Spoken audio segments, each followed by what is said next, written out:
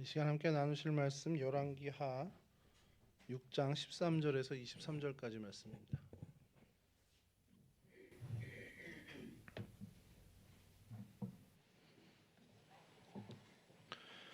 열왕기하 6장 13절에서 23절까지 말씀인데요. 좀 길지만 저는 한 절씩 교독하도록 하겠습니다. 왕이 이르되 너희는 가서 엘리사가 어디 있나 보라. 내가 사람을 보내어 그를 잡으리라. 왕에게 아뢰어 이르되 보라 그가 도단에 있도다 하나이다.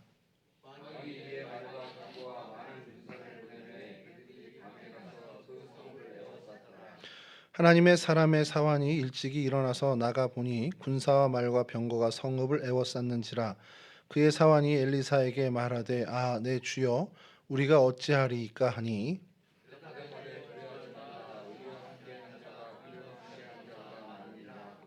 기도하여 이르되 여호와여 원하건대 그의 눈을 열어서 보게 하옵소서 하니 여호와께서 그 청년의 눈을 여심해 그가 보니 불말과 불병거가 산에 가득하여 엘리사를 둘렀더라.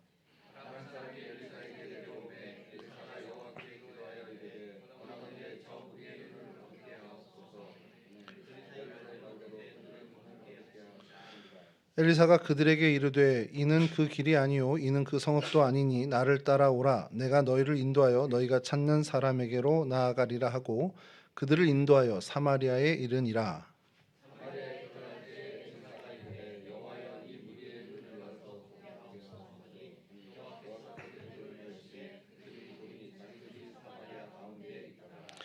이스라엘 왕이 그들을 보고 엘리사에게 이르되 내 아버지여 내가 치리이까 하니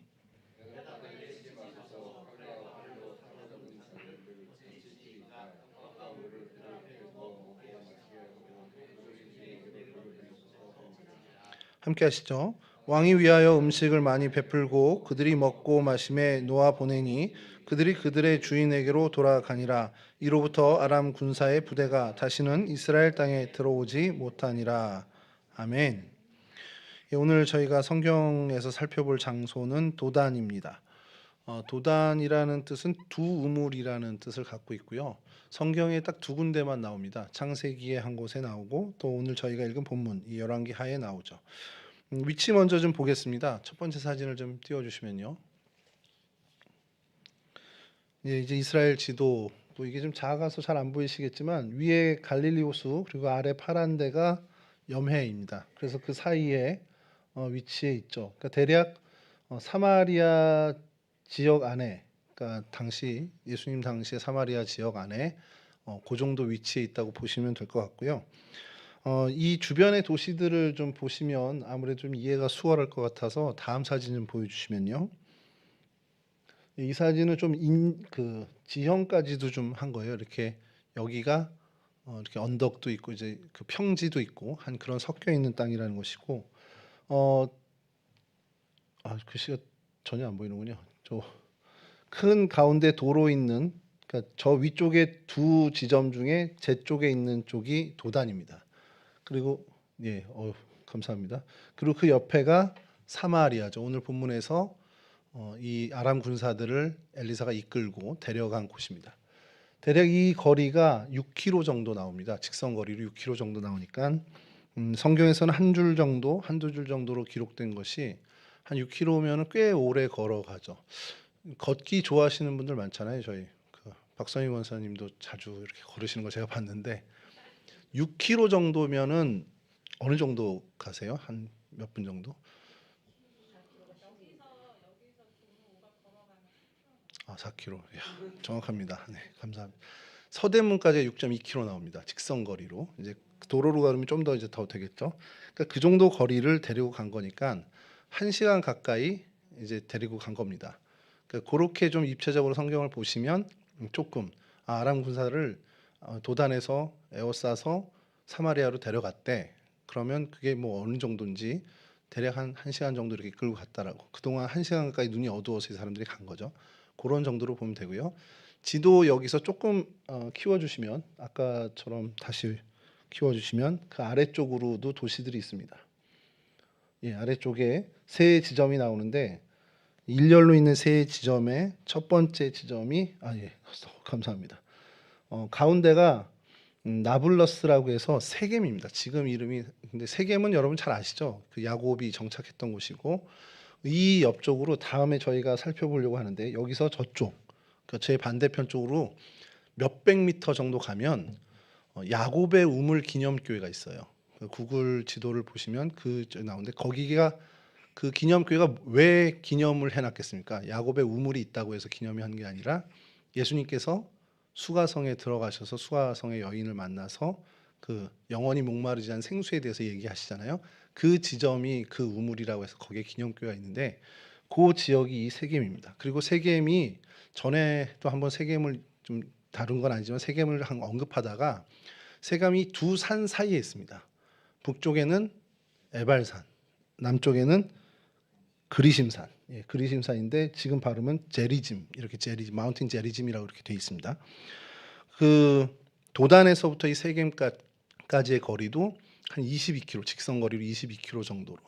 이 도단이 이 성경의 이 지역이 텔 도단, 지금 현재 이름은 텔 도탄인데 이 텔 도탄이 성경의 도단이라는 것은 성서 고고학자들의 이견이 없는 거의 이견이 없는 그러한 곳으로 발굴이 됐습니다. 그래서 이곳을 그 성경 공고학자들의 어떤 발견이 최근에 확정되기 전까지는 사마리아와 이 도단이 같은 지역일 거다라는 설도 좀 있었고 그것이 좀 유력했는데요. 실제 그거보다는 이 정도 한 6km 정도 떨어져 있는 이곳이 도단이라는 것이 이제 확인이 된 거죠. 그러니까 거의 이 부분은 의심 없이 다들 이 지역, 이 텔 도단이 예전에 도단이라고 믿고 있습니다.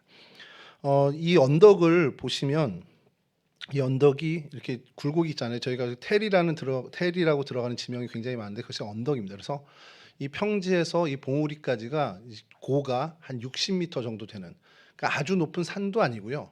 그러니까 산이라고 하기엔 조금 민망한 약간 구릉지대 같은 우리로 치면 구릉지대 같은 그러니까 동네 어귀에 있는 이렇게 언덕 정도 이렇게 보시면 되고 이제 이런 부분들 그런 어떤 지형적인 곳이 있었고 그 텔 도단 주변으로는 도단 평야가 있습니다.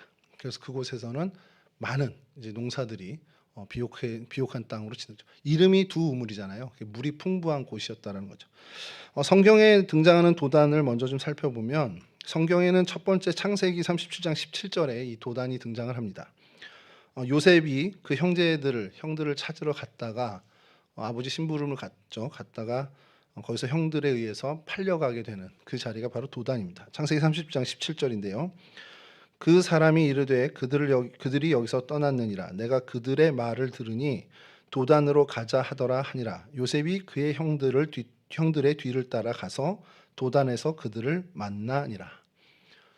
요셉이 이제 아버지 심부름 때문에 형들이 있는 곳을 갔더니 없어요. 그랬더니 그 주변에 있는 사람이 야 니네 형제들 얘기하는 걸 내가 들었는데 도단으로 간다 그러던데 이제 양치는 사람들이잖아요. 그 양치는 사람들이 도단 쪽으로 가서 이렇게 좀 목초지가 있으니까 그곳에서 양떼를 풀어놓고 꼴을 먹이겠다라는 얘기를 들었다는 걸 얘기하는 겁니다. 그래서 요셉이 형들을 만나기 위해서 도단까지 가게 되는 이게 성경에 등장하는 도단에 대한 첫 번째 언급이고요. 이 두 번째 이제 언급은 오늘 본문에 열왕기하 6장 13절에서 14절 오늘 본문입니다. 왕이 이르되 너희는 가서 엘리사가 어디 있나 보라. 내가 사람을 보내어 그를 잡으리라. 왕에게 아뢰어 이르되 보라 그가 도단에 있도다 하나이다. 왕이 이에 말과 병과 많은 군사를 보내매 그들이 밤에 가서 그 성읍을 에워쌌더라. 이렇게 해서 도단이 두 번째 등장하는 게 열왕기 하입니다. 도단이 다른 문헌에는 거의 언급이 되지 않고 있고요. 요세푸스의 그 글에도 뭐 그냥 도단이라고 하기보다는 그 도단이라고 추정하는 곳이 어떻게 보면 성벽으로 둘러싸여 있는 성읍 그런 어떤 갖춰진 도시였다 정도로만 기재가 되어 있습니다. 그래서 성경을 제외하고는 약간의 문헌 정도 이렇게 도단이 그렇게 비중 있게 다뤄지지 않은 도시라는 것 정도 저희가 좀 기억할 필요가 있습니다.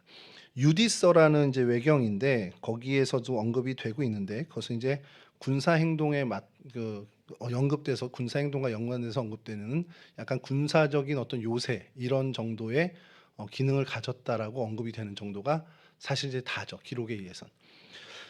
이곳에서 이제 발굴이 되고 고고학적으로 이미 아까 말씀드린 대로 확정이 됐는데 성경 시대 유적도 발견됐고요. 이곳은 문하세 지파 영역에 속한 곳이었던 것.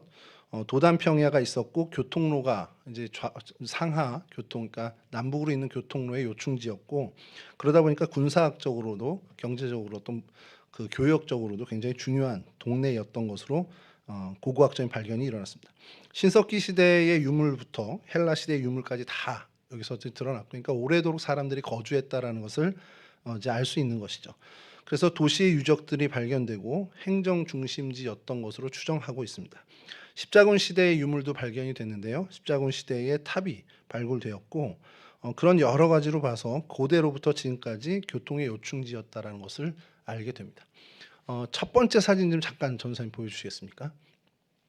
첫 번째 지도를 보면 이곳이 웨스트뱅크라고 해서 여러분 그 지금 점선으로 이렇게 좀 둘러져 있잖아요. 예루살렘으로 들어갔다가 이렇게 나오는, 이게 아랍 지역입니다. 그러니까 이스라엘 사람들의 땅이 아니에요. 엄밀히 국제법적으로는 팔레스틴 서안지구 웨스트뱅크에 속해 있습니다. 그러니까 이곳이 공식적으로는 그 팔레스틴 자치단체의 땅입니다. 그래도 이제 뭐 이스라엘 사람들이 그 안에 키부츠를 이제 지킨다는 명목하에 군사들이 들어가서 사실은 점령하고 있는, 실질적인 점령을 하고 있는 곳이죠. 그래서 이곳의 사진을 보여주면, 그 이어지는 사진 좀 보여주시죠, 전선님. 도단 표지판입니다. 여기 다음 선, 도단 표지판인데 영어로 도탄이라고 돼 있고 밑에는 이제 아랍어 발음을 써놓은 건데 히브리어가 없잖아요. 이게 히브리어, 그러니까 이스라엘 땅이 아니기 때문에 공식적으로는 아랍 사람들의 땅이기 때문에, 팔레스틴 사람들의 땅이기 때문에 이렇게 표지판이 되어 있습니다. 다음 사진 보여주시면 이게 텔 토단입니다. 그러니까 언덕이죠. 산 같기도 한데 산이라고 하기엔 조금 좀 낮고, 그래서 반대편에서 본 것도 보여주시면, 다음 사진 보여주시면 앞선 사진이나 지금 사진이나 이제 황무지 같진 않죠. 여기가 약간 초원이 있고 물이 좀 풍부한 곳으로 보여집니다. 이것이 도단의 언덕, 그 텔 도탄이고요. 그 위에서 발견된 이제 유적지가 다음 사진 보여주시면 봐도 잘 모르겠는데 이게 유적지래요. 그래서 건물 터랍니다. 그냥 돌무더기 아닌가 싶은데 이 돌들이 다 쌓였던 것이고 무너진 현장 그대로 보존이 되고 있다고 합니다. 그러니까 이스라엘 정부에서 관할하는 곳이 아니다 보니까 저희가 이전에 계속 살폈던 그 성서의 장소들처럼 뭔가 이렇게 관광지화 되거나 아니면 지금 뭔가 잘 갖춰지게 복원되어 있는 거는 좀 없고요. 그냥 이런 식으로 유적 터 정도만 남겨져 있는 정도입니다. 그래서 이 텔 도단 위에서 아래 이제 평야를 이제 바라본 사진이 다음 사진인데요. 이게 도단 평야고요. 이렇게 본 사진은 좀 그냥 멀리 그냥 농경지가 좀 있다 정도이기 때문에 다음 사진을 보여주시면 확실하게 농사를 짓고 있는 것 보여지고, 제일 아래쪽에 있는 이 나무들이 무슨 나무 같습니까? 대답을 해주시면 대단한 거죠. 절대 알 수 없는 나무잖아요. 그래서 다음 사진 보여주시면, 보신 적 있으세요 혹시? 올리브 나무입니다. 어떻게 하셨어요? 역시 권사님. 신앙의 연륜이 이렇게 무섭습니다. 아, 가보셨군요. 올리브 나무입니다. 그래서 이쪽이 올리브유가 굉장히 많이 생산되는 지역입니다. 그 홍순아 목사님이 이제 성경 지도, 그래서 그 GPS 성경 사전 이런 것을 좀 저술하시면서 오래 많이 이런 곳을 다녔는데 이 도단을 여러 차례 가셨어요. 근데 갈 때마다 이 올리브 나무가 자라는 것을 이제 보는 겁니다. 그래서 그분 표현에 의하면 갈 때마다 한 2배씩 자란다는 거예요. 그러니까 올리브 나무가 뭐 지금 이제 완전히 다 자랐겠지만, 근데 이제 또 없던 평야에 올리브 나무를 또 심는다는 겁니다. 그럼 또 자라는 거죠. 그만큼 여기가 물이 풍부하고 비옥한 땅이라는 겁니다. 그러니 이해가 되죠. 요셉의 형들이 이 도단에 가서 양떼를 풀어놓고 그래서 거기서 이제 뭐 양들을 꿀을 먹이겠다라는 것. 그러니까 그런 많은 목자들, 그러니까 목축에 관련된 사람들이 많이 이곳에 와서 풀을 뜯기게 하는 그런 일이 가능한 도시라는 것. 그 시절부터 이곳은 그런 물이 풍부한 곳이었다는 겁니다. 그래서 이름조차도 도탄, 두 우물이란 뜻이죠. 그 다음 사진은 좀 희귀한 자료인데요. 이 아랍 사람들이, 이스라엘 사람들이 정착하기도 전에 이곳에서 이 뭐 같습니까? 우물입니다. 우물을 재건하는 겁니다. 이게 새로운 우물을 파는 것도 있지만 이게 재건하는 사진이라고 돼 있고요. 이게 오늘날에 와서 우물이 다음 사진 보여주시면 적절한 콘크리트와 배합돼서 이렇게 돼 있습니다. 근데 이게 안타까운 게 팔레스타인이 많이 분쟁이 일어났잖아요. 이런 일들을 겪으면서 관리가 안 된 겁니다. 그래서 이곳이 다음 사진 보여주시면 깊은 우물인데 사진으로 잘 안 보이는데 저 밑에가 그냥 말랐어요. 그래서 그냥 풀들이 자라나고요. 그러니까 이런 우물들이 있고 또 다음 사진 보여주시면 그냥 아예 방치가 돼서 그 밑에 있는 나무가 이렇게 자라나는. 그러니까 이게 뭐 수십 개와 그 동네에 많이 있다라는 거예요. 요셉이 형들에 의해서 구덩이에 던져지잖아요. 그것이 아마 우물이었을 거로 보고요. 그리고 그곳에서 이제 건져내서 이스마엘 상인들에게 팔리게 되죠. 그래서 이곳이 이런 우물들이 예로부터 많이 있었던 물이 풍부한 곳이라는 것을 좀 보게 됩니다. 도단의 모습은 오늘 여기까지 정도 좀 살피면 좋을 것 같고요. 그래서 오늘 본문을 통해서 저희들이 좀 어떻게 보면 좀 깨달을 만한 그런 것들을 좀 살펴보려고 하는데, 이 도단이 다메섹에서부터 애굽까지 가는 그 어떻게 보면은 이 팔레스틴 지역을 관통하는 그 대로의 좀 큰 길 옆에 있었던 그 대로 옆에 있었던 도시입니다. 그러다 보니까 이곳이 뭐 많은 사람들이 오고 가기도 하고 전쟁의 소용돌이에도 많이 어떻게 보면 휩싸이기도 하고, 또 그런 많은 어떤 농경지처럼 이제 목축업이나 이런 것들이 잘 되기 때문에 어떻게 보면 그 풍부한 그런 생산도 되는, 그래서 많은 사람들이 탐냈던 어떤 그런 지역이기도 합니다. 오늘 본문에서 저희가 살펴보려는 것은 요셉과 관련된 사건 말고요. 다른 사건, 이제 성경에서 딱 2번 언급되는 요셉 창세기의 요셉 사건 외에 엘리사의 사건을 좀 보려고 합니다. 엘리사 시절에 이스라엘의 적국 중에 하나가 뭐 남유다도 이스라엘 북이스라엘 왕국의 적국이긴 했지만 사실 거기보다 이 이스라엘에게 엘리사 시절의 좀 주적은 아람 왕국이었습니다. 이스라엘을 점령하려고 계속해서 이렇게 좀 찝쩍찝쩍 거리는 거예요. 계속 이제 쳐들어오기도 하고 막 이렇게 되는데, 그때마다 걸림돌이 되는 게 바로 엘리사였습니다. 그러니까 아람 왕국에서도 이 북이스라엘을 좀 쳐서 점령하고 싶은데 자꾸 엘리사가 이제 걸리적거리는 거예요. 그러니까 이 아람 왕이 한 번은 비책을 세우는 겁니다. 많은 군대를 보내서 이스라엘을 직접 치는 게 아니라 엘리사를 잡아오자. 그러니까 엘리사를 죽이든지 잡아오든지 엘리사를 공격하자. 그래서 정탐꾼들을 보냈겠죠. 그래서 그 첩보를 얻은 것이 엘리사가 도단에 거주하고 있다는 것을 알아냅니다. 그래서 많은 군대를, 정말 상상하지 못한, 한 사람을 잡기 위해서 어마어마한 군대를 보내는 거죠. 제가 이 성경 본문을 준비할 때 한 2-3주 정도 전에 이 본문을 준비를 하고, 지난주에 이제 본문을 이제 찬송가하고 이제 주보 때문에 전도사님께 넘기는 그쯤에 이 부분에 대해서 좀 많이 그랬어요. 한 사람 잡으려고 무슨 너무 과한 거 아니야? 그런 생각을 했는데 그게 오늘도 그런 일이 있더라고요, 우리나라에도. 그래서 이거 좀 성경의 일이 늘 반복되고 역사는 반복되는 게 있구나. 그래서 이 엘리사 하나를 잡기 위해서 이렇게 많은 군사를, 게하시가 놀랄 정도로 많은 군사를 보냈다라는 게 사실 납득이 안 되는데, 그만큼 이 아람 왕에겐 이 엘리사가 정말 어떻게 보면은 없애야 하는 굉장히 중요한 인물이 됐다라는 것이죠. 그래서 그 비책으로 많은 군대를 보내서 엘리사를 잡으려 했는데 그 작전이 오늘 우리 본문을 읽었지만 실패하고 말았습니다. 왜 실패했는지를 찾아봐야죠. 왜 실패했냐? 물어보면 여러분들 바로 대답할 거잖아요. 하나님이 보호해 주셨기 때문이다. 사실 이게 굉장히 간단한 답인데 사실 여기에 오늘 성경 메시지, 하나님이 우리에게 하시고 싶은 이야기가 정말 다 담아 있습니다. 하나님이 지켜주셨다는 거죠. 여러분, 도단은 선지자가 거하는 그 땅이었습니다. 하나님께서 이 땅이 군사적으로, 전략적으로 요충지기 때문에 보호해 주신 게 아니라 하나님이 이 도단을 지켜줬다. 그것은 단 하나입니다. 엘리사라는 선지자가 거기에 거주했기 때문에 엘리사를 지키기 위해서 이 도단을 보호해 주신 거라는 겁니다. 여러분, 선지자는 주님의 부르심을 받고 주님의 명령하심을 쫓아서 일하는 아주 특별한 사람입니다. 자신이 원하는 곳으로 가고 자기 마음대로 맞는 일을 택해서 사는 게 아니라 하나님의 뜻에 복종하고 하나님의 뜻에 따라 살아가는 것, 이것이 일반 사람들과는 차별되는 아주 독특한 부분이죠. 어떠한 경우에도 이 직임을 가진 사람들은 자기 생각을 쫓아서 행동하지 않습니다. 오직 주님께서 명령하는 곳으로 가야 되고요. 주님께서 맡기시는 일을 맡아야 되고 주님이 지도하시는 일을 하는 것이 바로 선지자입니다. 도단에 머물고 있던 이 엘리사도 이러한 선지자였습니다. 주님의 이름을 빌려서 자기 생각을 이루려고 하는 거짓 선지자가 아니고 주님의 이름을 가지고 자기가 정말 뭔가 이용하는 그런 하나님을 핑계에 대해서 자신의 야욕을 이루려는 그런 거짓 선지자가 아닌 진짜 언제나 주님 편에 서서 주님의 명령과 지시에 철저히 순종하는 참 선지자였던 것이 바로 엘리사였습니다. 그 엘리사가 있기에 하나님께서 이 도단을 지키시고 보호하셨다는 것이죠.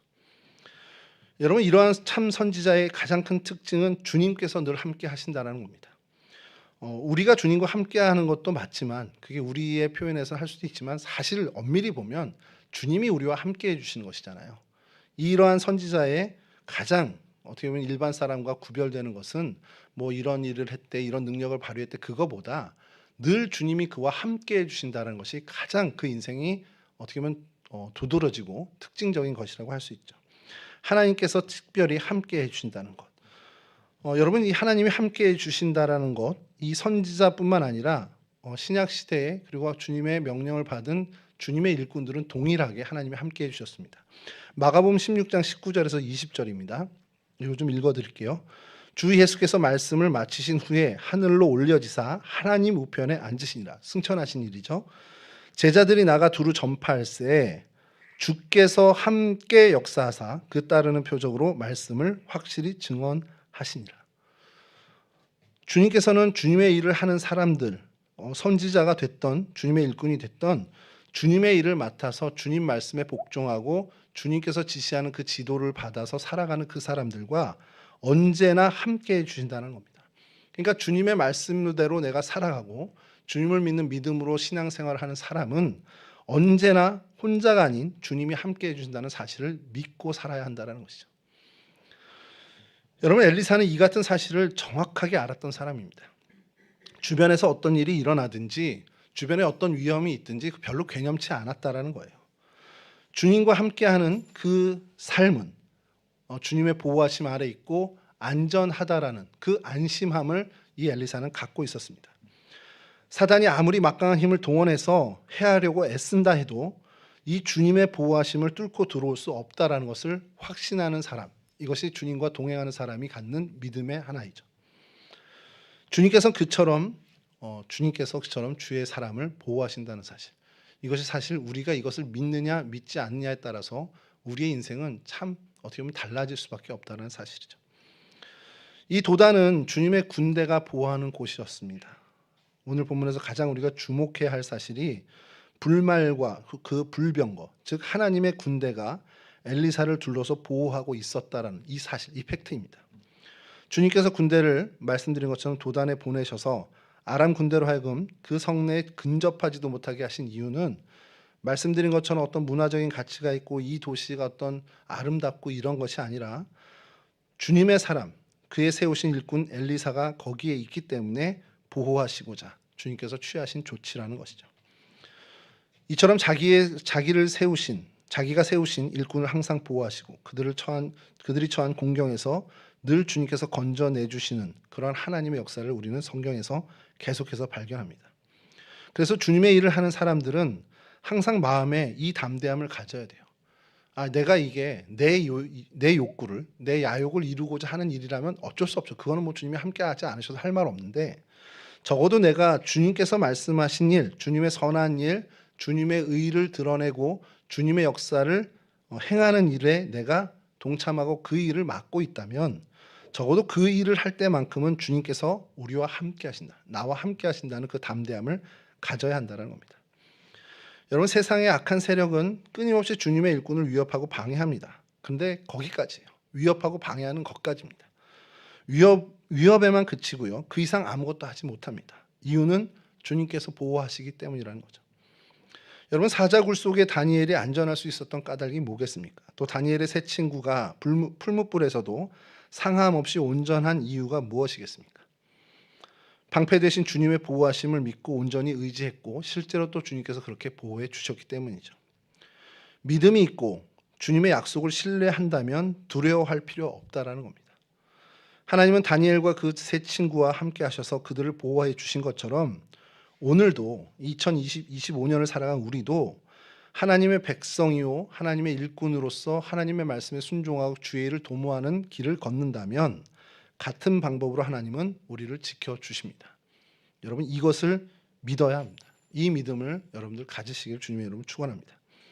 여러분 도단을 지키도록 명령받은 하늘의 군대가 주님의 일꾼을 보호함과 동시에 악을 결박하고 쳐부수는 그러한 군대의 모습을 갖고 있죠. 이날 우리 본문에 있는 이날 말고도요. 그러니까 북이스라엘이 아닌 남유다에도 이와 비슷한 일이 있었습니다. 유다 왕 히스기야 때 아수르 군대가 이제 쳐들어와요. 정말 대군을 이끌고 침공을 합니다. 히스기야는 도저히 맞서 싸울 만한 전력을 갖고 있지 못했어요. 남유다의 전력이 전혀 상대가 되지 않는 그런 답답한 상황이었습니다. 그러니 히스기야는 어떻게 했겠습니까? 주님 앞에 나가 무릎 꿇고 기도하는 것밖에 없었겠죠. 그 기도를 들으신 주님께서 어떻게 해주셨습니까? 열왕기하 19장 35절 말씀입니다. 성경이 그 기도를 하나님이 어떻게 들어주셨는지 이렇게 기록하고 있습니다. 이 밤에 여호와의 사자가 나와서 아수르 진영에서 군사 18만 5천 명을 친지라. 아침에 일찍 일어나 보니 다 송장이 되었더라. 단 하룻밤에 18만 5천 명이라는 사람이 다 생명을 잃게 됐습니다. 누가 그랬냐? 여호와의 사자, 하나님의 군대가 그 일을 행했습니다. 여러분 악이 득세한다고 악의 세력이 정말 관영하고 악의 세력들이 정말 차고 넘친다고 해서 우리가 이 세상을 보면서 막 개탄하고 정말 안타까워하죠. 그러면서 절망하기도 합니다. 도대체 이 세상이 어떻게 돌아가는 거지? 도대체 선한 일이 도모될 수가 없구나. 이런 생각을 하면서 절망할 수도 있습니다. 그러나 하나님을 믿는 믿음이 있는 사람들이라면 그 절망을 하지 않아야 한다는 거죠. 언제가 될지 모르죠. 우리가 뭐 볼지 우리의 살아생전에 볼지 못 볼지도 모릅니다만 어쨌든 간에 주님께서는 그 악의 세력을 다 물리치시고 주님께서 최후의 승리를 하신다는, 주님께서 최후의 승리를 이끄신다는 것을 우리는 믿고 살아가는 사람들입니다. 여러분 이러한 일들 우리는 믿음으로 봐야 되죠. 근데 오늘 본문에 등장하는 게하시를 보고 또 도단에 살고 있던 사람들을 우리가 좀 주목할 필요가 있습니다. 안타깝게도 그들은 이 도단 사람들 또 게하시는 군대를 포위하고 있는 아람 군대만 봤습니다. 그 아람 군대를 또 둘러싸고 있는 하나님의 군대는 보지 못하고 오직 눈에 보이는 아람 군대만 보는 형편이었습니다. 안타까운 일이죠. 엘리사를 제외한 다른 모든 사람들은 아람 군대만 보고 두려움에 떨 수밖에 없었습니다. 오늘날도 많은 주님의 사람들이 이 게하시와 같은 도단 사람들과 같은 모습입니다. 우리가 직면하고 있는 내가 직면하고 있는 어려움에 시선을 뺏기고 그래서 그 어려움에만 마음이 뺏겨서 이를 막고 보호하시는 주님의 손길, 주님의 능력은 바라보지 못할 때가 있어요. 그래서 두려움에 떨고 불안에 떨게 됩니다. 이유가 뭘까요? 이유는 단 하나입니다. 믿음이 없기 때문이죠. 믿음이 없기 때문에 이러한 불안과 두려움이 생기게 됩니다. 여러분 모세와 이스라엘 백성들이 애굽을 탈출해서 홍해 앞에 진을 치고 있을 때 뒤에는 애굽 군대가 추격해 왔습니다. 굉장히 심각한 위기 상황이었죠. 객관적으로 그렇습니다. 근데 그때에 두려워 떠는 것은 이스라엘 백성이었고요. 모세는 전혀 요동하지 않았습니다. 왜 그럴까요? 그들을 막으시는 주님의 손길을 믿었기 때문이죠. 그리고 그것을 실제로 보았을 겁니다. 여러분 이것은 믿음의 눈으로만 볼 수 있는 사실이죠. 믿음이 부족하고 믿음이 약하기 때문에 주님의 뜻에 무지할 수밖에 없습니다. 믿음이 없이는 주님 앞에 나가기가 어렵습니다. 결국 주님의 뜻을 헤아리지 못하고 주님의 뜻에 무지하다 보니 눈이 어두워져서 하나님의 역사, 하나님의 함께하심을 발견할 수 없게 됩니다. 게하시나 도단 사람들은 엘리사와 같은 믿음이 없기 때문에 주님의 뜻에 대해서 아는 바가 없었고 그로 인해서 눈에 보이는 것만 보고 요동하는 사람들이었습니다. 그래서 당연하죠. 그렇게 될 수밖에 없습니다. 그러나 엘리사는 전혀 달랐죠. 전혀 요동하지 않았습니다. 차원이 다른 평안을 누렸습니다. 우리가 우리 마음에 평안이 있는데 차원이 다른 평안함을 갖게 되기를 소원해야 됩니다. 엘리사가 그 믿음을 갖고 정말 주님의 뜻을 헤아리다 보니 하나님의 역사를 알고 하나님이 함께 하심을 확신하게 된다는 것이죠. 믿음을 갖고 주님의 뜻을 헤아리는 사람은 어떤 환경이나 여건이나 이런 것에 흔들리거나 민감한 반응을 보이지 않게 됩니다. 여러분, 그렇기 때문에 주님을 향한 믿음을 기르고 그 믿음을 통해서 주님의 뜻을 이해하고 주님을 알아가는 것이 우리에게 중요합니다. 주님에 대해서 알아가는, 주님에 대한 지식을 갖지 못한 사람에게는, 그런 사람들은 눈에 보이는 것, 피상적인 것만 보고 그것이 전부이기 때문에 담대히 나아가지를 못하게 돼 있어요. 여러분, 여호수아가 제사장을 이끌고 이스라엘 백성들과 함께 제사장과 함께 요단강을 건넙니다. 근데 이 믿음이 얼마나 대단했냐면 홍해를 건널 때보다 더 큰 믿음인 걸로 우리는 봅니다. 물론 홍해에 비교하면 요단강은 굉장히 작은 그 물입니다만, 홍해는 갈라진 뒤에 땅이 드러난 것을 보고 그곳을 걸어갔죠. 요단은 다릅니다. 차원이 다릅니다. 요단은 물이 흐르고 있었고 흐르는 곳에 발을 디뎠습니다. 그러자 물길이 그쳤다고 성경은 얘기하죠. 여러분, 이 믿음까지 우리가 자라나가야 된다는 거예요. 여호수아가 어떻게 그걸 알았겠습니까? 주님의 뜻을 알고 주님을 알았기 때문에, 주님의 역사하심을 알았기 때문에 그 담대함을 가지고 제사장들과 함께 그 요단에, 물이 아직 끊어지지도 않은 그 요단에 발을 들일 수 있었다는 것이죠. 두려움 없이, 불안 없이. 여러분, 주님의 뜻을 아는 것이 이렇게 중요한 것이, 육신의 눈에 보이지 않더라도 그로 하여금 담대하게 하나님을 보고 하나님의 역사를 확신하고 그래서 담대함을 갖고 나갈 수 있게 된다는 것이죠. 여러분, 세상 사람들이, 그리고 세상의 기준으로 위기로 인식할 수 있어요. 그런 상황이 보여질 수 있습니다. 사람들이 우리 각자의 삶의 형편을 보면서 야, 저 어떻게 불안해서 어떻게 살아? 이런 얘기 할 수 있습니다.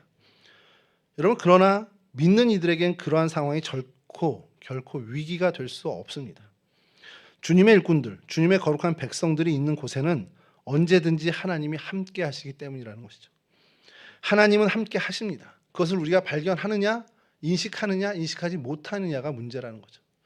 하나님이 나와 함께 하시는 것을 믿음의 눈으로 볼 수 있으면 우리는 평안에 거할 수 있고 담대함을 가질 수 있습니다.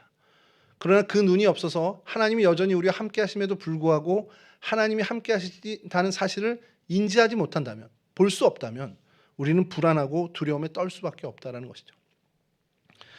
여러분, 이러한 믿음을 우리가 좀 가졌으면 좋겠습니다. 저도 그렇고 여러분들도 그렇고, 정말 하나님이 우리와 함께 하신다는 것을 그냥 뇌리에 암기하듯이 암기하는 게 아니라 진짜 우리의 심령으로 느끼고 바라보고 정말 목격하는 그러한 믿음으로 나갔으면 좋겠습니다. 그러면 우리를 둘러싼 불안해할 만한 요소들, 두려워할 만한 어떤 상황들, 이 모든 것을 뛰어넘는 차원이 다른 평안함을 우리가 주님으로부터 얻게 된다는 것이죠. 그 평안함을 바탕으로 담대하게 우리는 주님의 일을 행해 나갈 수 있습니다. 그와 같은 믿음을 정말 소유하는 저와 여러분들이 되었으면 좋겠습니다. 이와 같은 믿음의, 이와 같은 은혜의 주인공들이 다 되시기를 주님의 이름으로 간절히 축원합니다.